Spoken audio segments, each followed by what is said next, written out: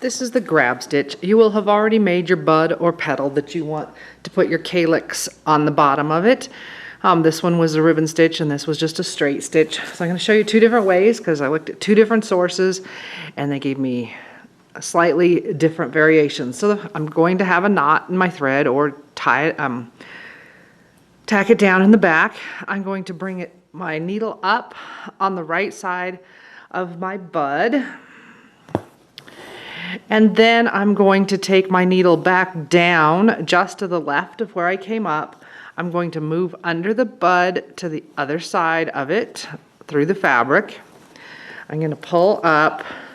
Do not pull all the way through. You want a loop, and if you want to play with your loop, you can use a stiletto, a laying tool, another needle, a toothpick, whatever. I'm not going to spend a lot of time on this one. Leave the loop here, and then we're going to take our needle and bring it through the loop and pull up. And then however you want your stem to be, and you could twist it if you want. We talked about twisting your ribbon last time. You just go down however long you want your stem to be. You wouldn't have to twist it. The other one is very similar. Again, we are going to come up on the right side of our leaf, our petal or our bud. We're going to go down. This time we're just going to catch the selvage of the ribbon. And we're not going to go through the fabric. We're going to come through onto the other side, catch the selvage on the other side of our petal or bud, leave a loop, bring the needle back through that loop, pull up, and then however long you want your stem to be, and I'm not going to be able to use this ribbon for anything else, so let's make a longer one. I'm going to pull it down, and then I will tack off or tie off on the back.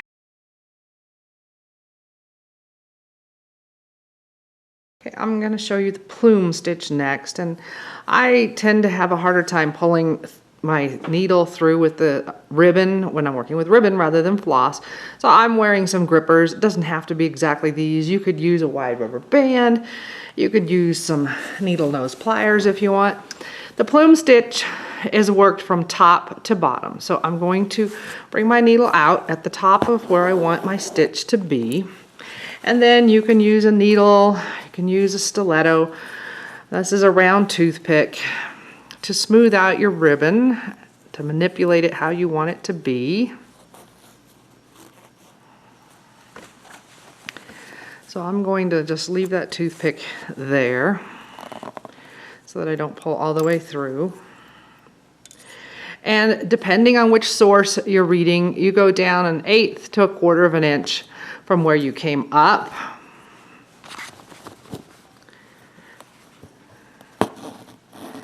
Pull through, and we're going to leave a loop on the top of the fabric. So here, and I'm just going to leave my toothpick in until I'm ready to use it again. You can take it out if you want and hold that stitch in place with your thumb.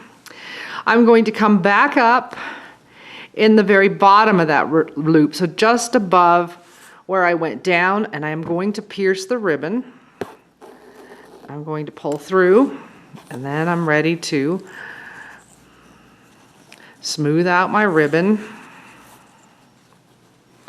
And again, I want to go back down below where I came up. So whatever distance you did before, 1/8 to 1/4 of an inch, I'm going to go down through the fabric. I'm going to keep whatever is holding my loop in place there. I'm going to pull through and leave a loop again. And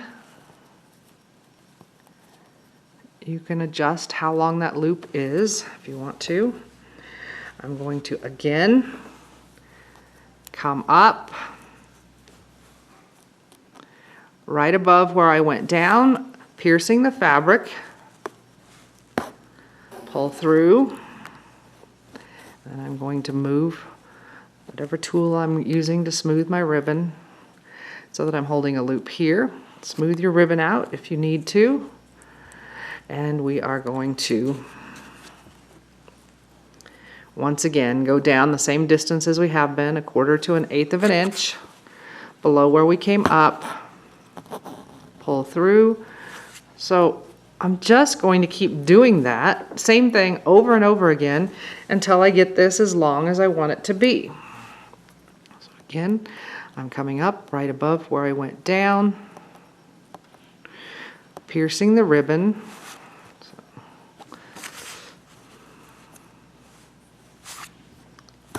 Pull up,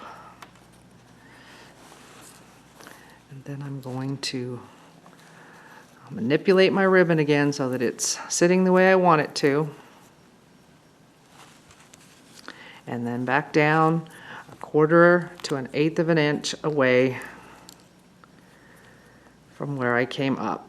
So I'm just using the same spacing continually down. And once I have it as long as I want it to be, then I'm just going to tack down my ribbon on the back side of the fabric.